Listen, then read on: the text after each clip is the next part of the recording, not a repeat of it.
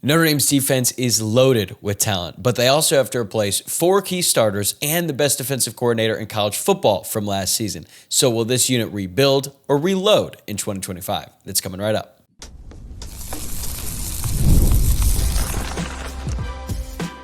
You are Locked On Irish, your daily podcast on the Notre Dame Fighting Irish. Part of the Locked On Podcast Network, your team every day. Hello and welcome in. This is Locked On Irish, your daily Notre Dame podcast. I'm your host, Tyler Wojciak. I'm a producer at Fox Sports and have been covering the Irish since 2020. And I appreciate you joining me here on Wednesday, June 4th. And thanks as always for making this your first watch or listen of the day. Quick reminder to subscribe on YouTube or your favorite podcast app. And this episode is presented by FanDuel. Right now, new customers can get $200 in bonus bets when your first $5 bet wins. And today we are diving into the biggest question I have for every position group on Notre Dame's defense heading into 2025. I actually did the same exercise for the offense on the pod last week, but today is all about the defense. Notre Dame had one of, if not the best defense in the country last season, despite a myriad of injuries. This year, they bring back a ton of talent, but they do have a new defensive coordinator in Chris Ash, and they'll need to replace not just great players, but veteran leaders at every level of the defense. Guys like Howard Cross, Rylie Mills, Jack Kiser, and Xavier Watts. So, can they reload and pick up right where they left off? I think they can, but it all depends on how they answer the following questions. So let's start in the trenches with my question for the defensive tackles. Can you recreate Howard Cross and Rylie Mills in the aggregate? And yes, this is a direct ripoff the movie Moneyball. If you've seen this movie, you know what I'm talking about. There's the iconic scene when Brad Pitt, who's playing the Oakland A's general manager, Billy Beane, asks his room of scouts, who were all like 100 years old, how they were going to replace Jason Giambi at first base. That scene always kills me, right? Because you got Brad Pitt looking like the coolest guy in the world, and every single scout in that room looks like they were good friends with Moses. They're dipping, they're chewing sunflower seeds. They don't really have anything going on in that room right there, and it's kind of this like weird dig at baseball scouts. But anyway, that movie's great. It's awesome. It's one of my all-time favorites, and I think that scene is really important because they're talking about the new age of how you evaluate players in baseball. And in that scene and in that movie, they couldn't replace Jason Giambi at first base with one guy. They could replace his production using multiple players who get on base at an especially high clip. He gets on base. Okay, so for Notre Dame, they have to replace Howard Cross and Rylie Mills, and they were the core of Notre Dame's defensive line for the past 2 seasons. Now that both are gone to the NFL, the Irish need a new identity inside, and they're going to have to replace that production with 5 to 6 guys. I think it's probably going to be closer to 4, but they're probably going to rotate 5 between Gabriel Rubio, Jason Onye, Jared Dawson, Donovan Heinisch, Armel Mukam, and maybe Elijah Hughes and Sean Sevillano Jr., although I think both of those guys are probably one more year away from being big-time contributors on the defense. But you never know. And last year, Cross and Mills accounted for 65 total tackles, which is a lot for defensive tackles, 15 tackles for loss, 11 and a half sacks, and 56 quarterback pressures coming from the inside. And both of these guys were dealing with injuries at different points throughout last season. So I guess if there's one positive about those injuries, even though it didn't feel like a positive in the moment because it sure was not, Notre Dame really could have used Rylie Mills in that game against Ohio State. But the fact that guys like Rubio, guys like Heinisch, they got a lot more experience in high leverage situations should hopefully carry over to this year. But it's not just the stats. It's about the snaps as well, because Cross was out there for 610 plays despite dealing with an injury for most of the season, and he missed most of November. And Mills also played 535 snaps despite missing the last 3 games. And it's no secret that Notre Dame has not recruited interior defensive linemen well for recent years, and that is why they are in this position where they have to rely on a bunch of guys to contribute and hopefully produce at a high level. That's why they went out there and they got Jared Dawson from Louisville. I've been on record saying I'm pretty high on him, and they need him to be very good because he was very good for the Cardinals last season, but they were playing a pretty weak ACC schedule. Is Dawson going to be able to do that against Miami, who should have a really good offensive line? Is he going to be able to do that against Texas A&M in week 2, an SEC offensive line? Like, it's great that you can do that for Louisville. Can you do that for Notre Dame, a team with not just playoff aspirations, but a team who projects to make a serious run in the college football playoff? Then you've got Gabriel Rubio. If he can stay healthy, I think he could have a really good season. but that hasn't always been the case with him. He's had to deal with some off-the-field issues. He's been hurt before, but he looked really good in the college football playoff, and he has the size that Notre Dame desperately needs at defensive tackle. Jason Onye left the team last season, but now he has a chance to be a starter. He's back on the team, and John Bryce from Football Scoop reported that not only is he back with the team, he's one of the captains or the leaders or whatever you want to call it of their summer group. So he is exceeding every expectation I had for him going into spring. I wasn't sure if Jason Onye would play another snap for Notre Dame, but it looks like he's ready to do more than that. We already know that Donovan Hinish is a great reserve option. I don't think he'd be a great starter just because he's undersized and he could play well against the bad teams on the schedule, but he is a great reserve defensive tackle. So I have really no concerns about Donovan Hinish, and we've been waiting for a long time on Armel Mukum. Now he has a chance to show that he can be a contributor. He's got the size. He's got the raw ability that you want. Now he has to put that into action on the field on Saturday. Like I said, don't expect too much from Elijah Hughes and Sean Civillano Jr. this season, but if guys get hurt, they might have to step up as well. And we've seen committee defensive tackle rotations work before. Michigan actually did it by committee a couple of years ago when they won the national championship. The only difference is their committee included several future NFL first-round picks like Mason Graham, who went top 5 this year, got drafted by the Cleveland Browns, and Kenneth Grant. Notre Dame doesn't have that type of luxury with their committee, but they should be good enough to hold their own and let the guys on the edges wreck opponents, which leads me to my question for the Notre Dame defensive ends. Are Boubacar Traore and Jordan Botelho actually close to 100%? Because Traore and Botelho were the most explosive edge threats for Notre Dame at the start of last season, but then they ended up missing the vast majority of the season. Botelho went down in the third game against Purdue, which was such a shame because he was playing lights out in that first half against the Boilermakers. Although, then again, we know how bad Purdue was. I probably could have gotten a sack, maybe 2 in that game as well. You probably could have as well. Boubacar Traore went down a couple games later against Louisville, and he was really starting to shine after Botelho went down. I think that Jordan Botelho was the best defensive player on the field for Notre Dame when they played Texas A&M. And then against Purdue, Traore was showing flashes. He had a touchdown in that game. And Traore was tied for 7th on the team with 5 total tackles for loss, despite the fact that he missed most of the season. So that shows you just how much of a game wrecker he was when he was out there. Marcus Freeman seems very confident that Botelho and Traore are going to be 100% by the start of the summer, and they should be full go once camp starts, so long as they don't suffer a setback. My concern is that even if they're able to play, they might not be close to 100%. Just think about Mitchell Evans last season, right? He came out, he played a little bit in that season opener against Texas A&M. He came in against Northern Illinois in week 2, made some nice catches on third downs, but he just didn't really look like himself until the very end of the season. You started to see it in that game against Florida State, which wasn't until November. The difference there is that Mitchell Evans tore his ACL in late October of the previous season, but Botelho and Traore went down in September. So that is more time for them to recover, but I just don't know how these guys are going to recover from these knee injuries, because even though they're back out on the field, which is great, like all the advancements in modern medicine allow these guys to get on the field way earlier than they did before, but that doesn't mean they're 100%. So that is why this is such a critical question for the Notre Dame defensive ends. Even if they're not 100% though, I still love what Notre Dame has at end with Bryce Young, who I've already said, I think he's going to be a superstar, and we're going to start to see it this season. I think Josh Burnham is very underrated. He's going to be good as well. Junior Tuihalamaka, another really strong option there. And Logan Thomas, who's going to be a sophomore. He really started to emerge last season as a true freshman. But if Botelho and Traore are actually close to 100%, and Traore takes that next step, and could he eventually become like a first or second round draft pick? Potentially. And if that happens, if Botelho and Traore live up to their potential, this entire defense goes up a notch, because you need multiple elite pass rushers to have a dominant defense that is capable of winning a national championship. And that is what Botelho and Traore can provide to an already deep unit. And we're going to know a lot by week 2, because if these guys come out and they look like themselves against Miami and they're wreaking havoc on Carson Beck and that Hurricanes offensive line, this defense is going to be just fine the rest of the way. But great defensive line play only goes so far if you don't have someone to direct traffic behind them. And that's where we get into life without Jack Kiser. More on that right after this.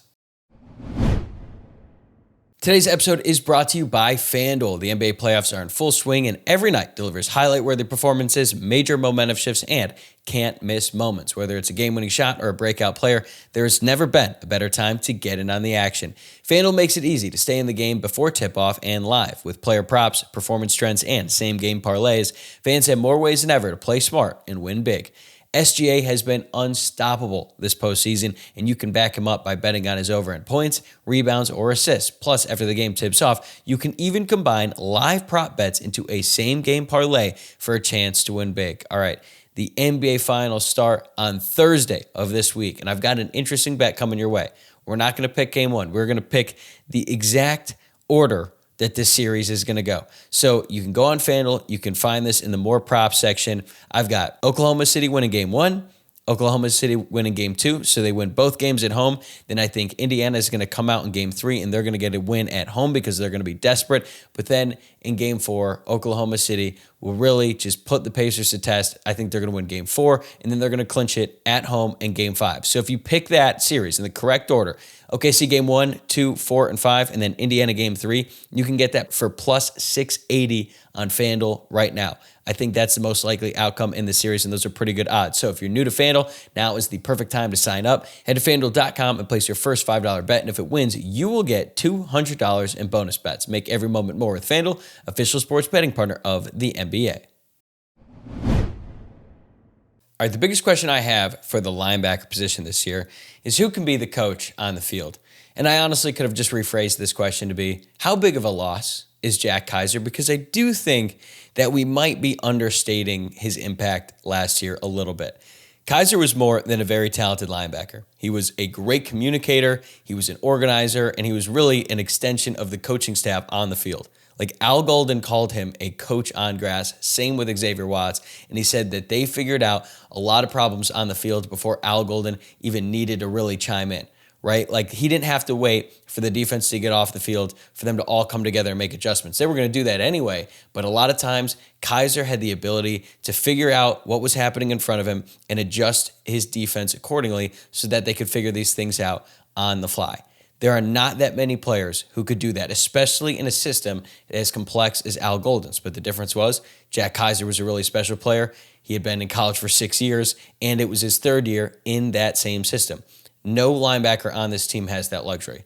The oldest linebacker in the group is Jalen Sneed, who's going to be a senior, and they're all going to be in the first year of Chris Ash's defense. And even though Ash has said and done all the right things since Al Golden left, it's still his system. Right? He's going to have to put his own fingerprints on it in some way, and there is going to be somewhat of a learning curve for every linebacker in this room.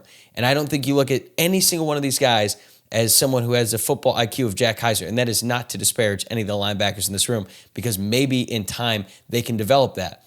But Kiser had just been around for so long, and he was just a special type of player. And even before Jack Kiser, you had J.D. Bertrand, who was also like a coach on the field, and even Maris Liufau to some degree. Kiser, Liufau, and J.D. Bertrand, all NFL draft picks. They still have a bunch of talent in that room. But now, who is going to take over the role as the coach on the field? Drake Bowen looks like he's ready to lead the defense. I have a ton of confidence in him. I think he's going to be named a captain, but he's only going to be a junior. And he really hasn't played that much college football, not nearly as much as Jack Kiser did going into last season or J.D. Bertrand. That's no fault of Bowen's, right? He played a little bit as a true freshman, and then he started pretty much every game last season. And considering he was able to play 16 games last year, that one season counts for a little bit more.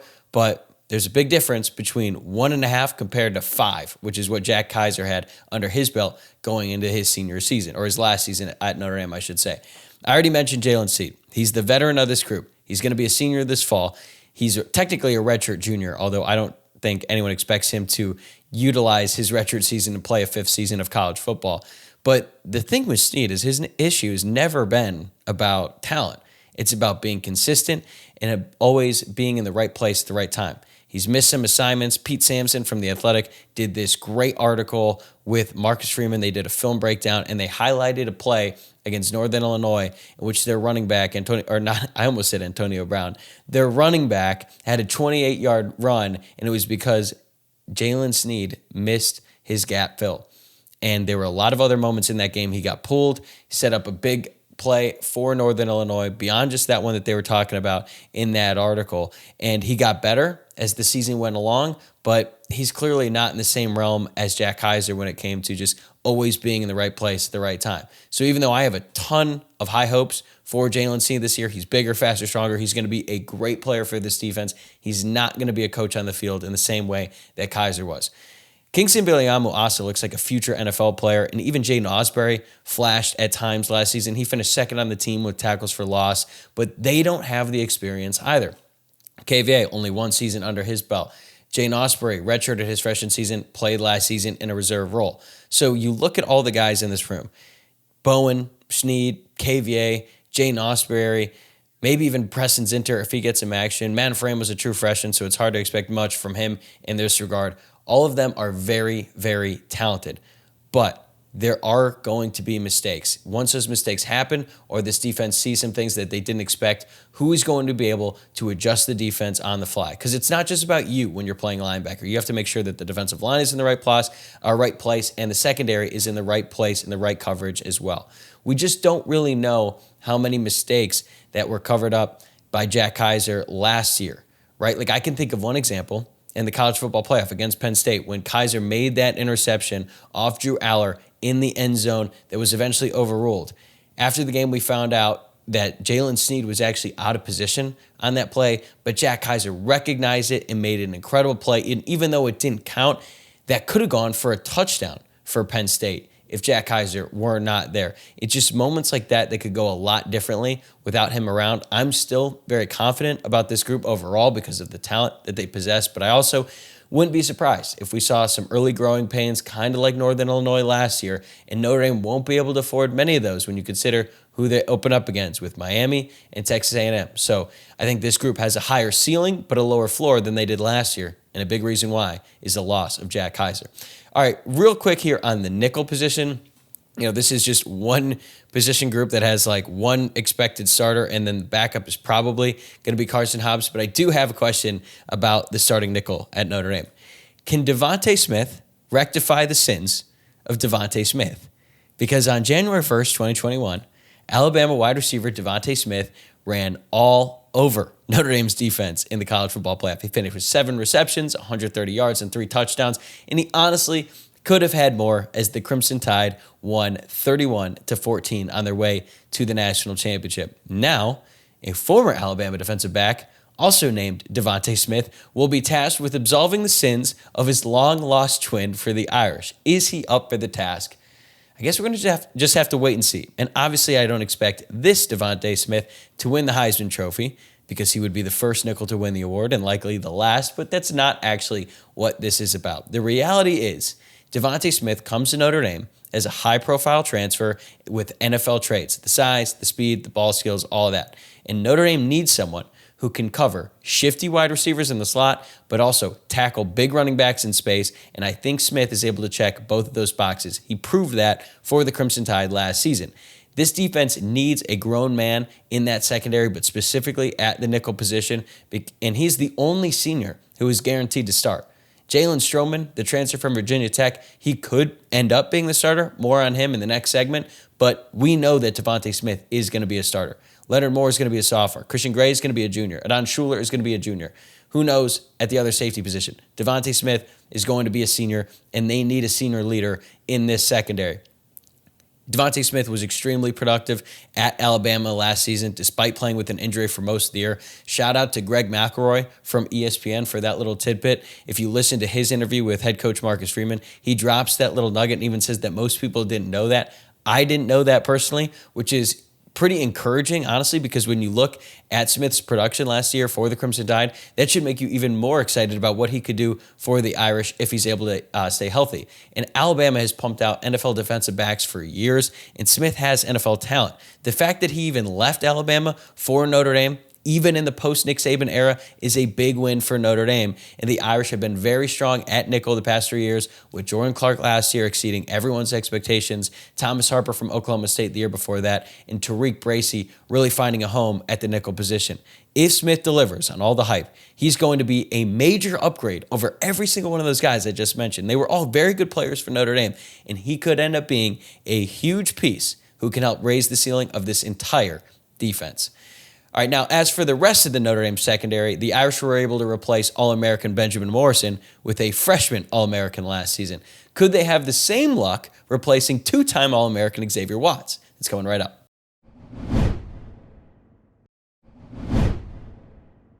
So as I was thinking about the cornerback position and what my biggest question is about this unit, I was thinking there's multiple different routes I could go. I could talk about the depth, some of the young guys coming in, Carson Hobbs, but I actually realized the focus should be on Christian Gray. So my question is, can Christian Gray get out of the gray area?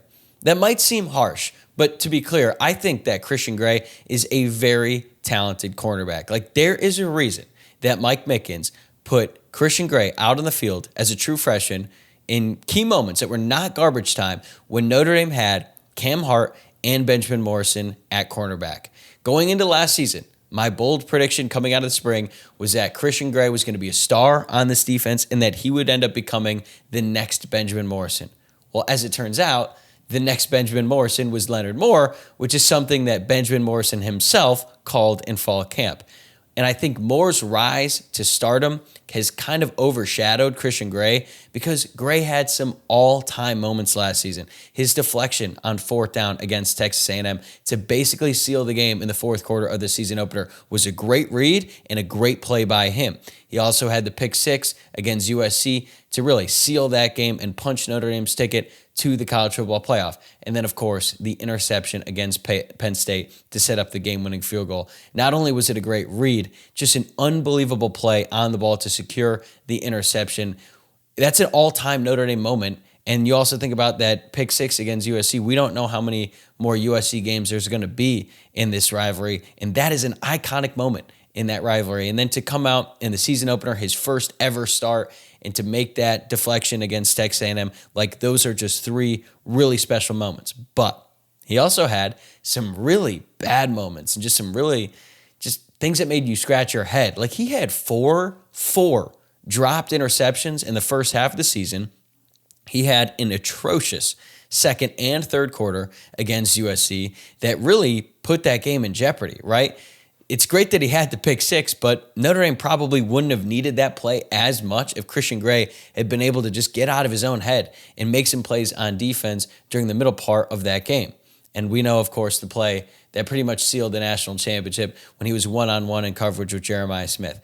It looked really bad because he got beat so badly, but in fairness to him, there's probably a select few NFL corners who could win that matchup with Jeremiah Smith one-on-one in that situation. So when we think about Christian Gray in the year he had last year, and what was his first season as the starter, we should point out here, it's a lot of, yeah, but. And that's what I'm talking about with Christian Gray getting out of the gray area. Because even though I think he had a really good season last year, there is this weird cloud that hangs over it to some degree because of the loud mistakes that he made. And it's up to him to take another step forward this year in his second year as a starter. Because if he does that, this cornerback duo with Christian Gray and Leonard Moore can be even better than Cam Hart and Benjamin Morrison were in 2023. And that was one of the best duos in the entire country, as we saw against Ohio State when Kyle McCord really could not get anything going, throwing to Marvin Harrison Jr. and even Emeka Egbuka, of course, up until the last drive, which we aren't going to dwell on today. And like I said, I could have talked about Carson Hobbs. The depth is obviously very important, but the spotlight is going to be on Christian Gray this season. Leonard Moore could be the exact same player that he was as a true freshman, and he'd still be awesome. But that's not going to happen. Leonard Moore is going to be even better so long as he stays healthy. So if Gray can just improve his game in the same way, look out. He needs to improve his technique. He needs to become more confident and not get it in his own way after he makes a mistake, because it's going to happen when you're a cornerback, especially a cornerback that plays as much man coverage as Notre Dame does. If he can do that, he can be really special. And I still believe that he can be that star player before this, in the same way that I did before the 2024 season. And he's going to have his opportunities, especially early on, because teams are going to try to avoid Leonard Moore. They are going to test Christian Gray because the film is out there. It's possible that he can be beat. So if teams try to attack Christian Gray early on and he makes them pay, especially early, teams aren't going to know who to throw against. And maybe that's the thing. They won't have anyone to throw against, and this defense could have another great year and be at the top in team pass efficiency defense. My question for the safeties is, will the real field safety please stand up? Salute to Eminem for that question. We know that Adon Schuler has locked in the boundary safety spot. That's obvious. But the field spot is still undecided. And when Marcus Freeman was asked about some under-the-radar players who could step up, he named all 3 candidates who could start at field safety. And I thought that was really interesting. So you've got Jalen Stroman, the Virginia Tech transfer, Luke Talich, who had a really good spring, and Tay Johnson, who's an ascending freshman, pretty highly rated recruit coming out of high school from Fort Wayne. So you got a local product there. And it was Luke Talich who got the first team reps in spring with Jalen Stroman out. And I thought that Luke Talich played really well. He led the spring game in tackles. And then you've got Jalen Stroman, who brings experience and NFL potential if he's able to stay on the field. Johnson is definitely the best athlete out of the 3, and he could be on a Adon Schuler-like trajectory. I think the coaching staff would tell you that they think that Tay Johnson has the highest ceiling of any of these guys, but he is the youngest and most inexperienced of any of the 3 competing for this spot. Last year, Xavier Watts and Adon Schuler never came off the field. And there is an argument to be made that rotating at this spot could keep guys fresh and allow different matchups, different ways to utilize their skill sets. But it could also lead to communication issues, especially with so much inexperience next to Adon Schuler, and that is what worries me. It's good to have depth so you can rotate if you have to, but I'd honestly prefer the safeties don't come off the field that often if they don't have to. I think that's better for everyone on the defense. I think you need to rotate a lot on defensive line and linebacker, but I think it's best when you just keep the cornerbacks and the safeties out there for as long as possible. There's going to be some situations when you're going up against up-tempo offenses where you're going to have to bring them out to keep some fresh legs out there. But I think there is something to be said about being in a rhythm, seeing everything that's happening in front of you, being able to call out different checks from the back end of the defense, which is why I'm hoping that one of these guys really steps up to the point where Notre Dame doesn't really feel the need to rotate. And there is a realistic argument for every single one of these guys, and they could all end up stepping up in a big way. But I do think that one, in the best case scenario, would separate themselves. Ultimately, I still believe Jalen Stroman is going to win the job because of his experience and just because of how physical he is. Like, I don't think Notre Dame fans understand just how tenacious he is. He's like another linebacker back there, and he just hasn't been able to stay on the field. He suffered a broken collarbone injury in the first game of the season for Virginia Tech last year. Then he had to have cleanup surgery at Notre Dame, so I don't love that. But we're going to start to see what he's capable of this summer. And then with Luke Talich, you've got the size and length that is ideal for modern safeties. He's 6'4", he's really long, and I think he's a better athlete than people think. And then Tay Johnson is a very explosive athlete, but he was hurt for most of the last season. They kind of moved him around, so I don't think that he understands all the other things that come with being a safety like the other 2 guys do. So there's a case to be made for and against each one of these guys, and it's going to be up to one of them to really step up because Adon Schuler is going to be right there, and he can help right the ship and elevate the play for his teammates. Because for Adon Schuler, it's one thing to play well when you're playing next to Xavier Watts, but where can Schuler take his game without an All-American right next to him? I think that's what he's going to be tasked to do this year, and I have a lot of confidence that he's ready for that. I've mentioned before, I think if Adon Schuler does take that next step, this might be his last season with Notre Dame because he could end up declaring early for the NFL draft. Like, he has the size and the traits that NFL teams want from a safety, but in order for that to happen, he's going to have to maximize this season for the Irish, and he's going to have to lift his teammates up around him. So overall, I love what this unit brings back, specifically the secondary. And if one of these guys is able to step up and play kind of like Adon Schuler did last year, the drop-off without Watts is not going to be as significant. There is going to be a drop-off, though. I think we all need to just accept that and understand it because Xavier Watts is a truly all-time Notre Dame safety, arguably one of the best to ever wear the blue and gold. But overall, when I look at what this defense brings back, even though I have some questions, that's not unique. I had questions about this group last year, and they finished in the top 5 despite losing multiple key players throughout the season. And there is no reason that this group won't be able to be in the top 5 once again in 2025. All right, that is a wrap for this episode. Thanks again for making Locked On Irish your first watch or listen of the day. There will be no show tomorrow, but I will be back on Friday. So now that we're in June, now that we're in the dead of summer, I'm going to be doing 3 shows a week that will come out Tuesday, Wednesday, and Friday. So we're going to be on a Tuesday, Wednesday, and Friday schedule going forward. But if something pops up, if we've got some big time news, that might change. I will keep you updated. I'm going to be doing another crossover episode with Locked On Recruiting Insider Brian Smith. That's going to come out on Friday to prepare for a pretty pivotal recruiting weekend for Notre Dame as they host their annual Irish Invasion event. So we're going to preview that and talk about all the big time official visits that are slated for this month. So make sure you tune into that. Make sure you subscribe on YouTube or wherever you are listening to the podcast. That way you never miss an episode. Have a great day, everybody. I'll see you Friday.